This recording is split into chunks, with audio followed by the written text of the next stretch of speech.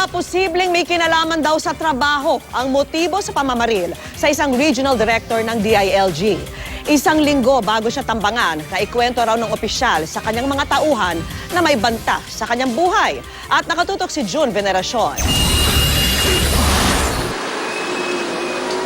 Mula Calamba Medical Center, inilipat na sa mas malaking ospital ang inambush na DILG Regional Director sa Calabarzon na si Renato Brion. Bantay sarado siya ngayon ng mga pulis.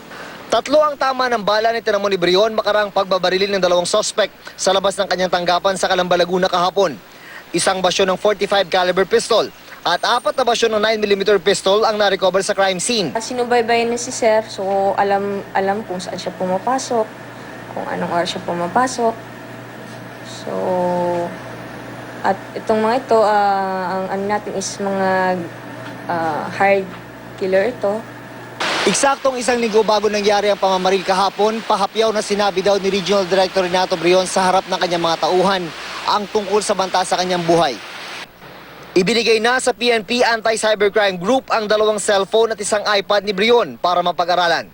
According sa ibang family, matagal na nakakatanggap si Sir. Previously, may nare-receive na siya na mga threats. So, tinitingnan natin, tinitingnan natin possible motive is yung may kinalaman sa trabaho niya.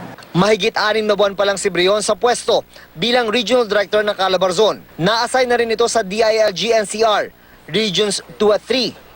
Kwento ng isang opisyal ng DILG na katrabaho ni Brion. May ilang lokal na opisyal sa Calabarzon ang nasilbihan ng dismissal at suspension sa ilalim ng pamumuno nito. Pero as far as we know, wala naman po. Wala naman kaming naanong kaaway niya dito. nag-alok na si Pangulong Aquino ng 2 milyong pisong pabuya para sa mga kapagbigay impormasyon tungkol sa mga namaril sa opisyal ng DILG. Top priority naman ng PNP Calabarzon ang kaso ni Brion. Mula Calamba, Laguna, June Veneracion, nakatutok 24 oras.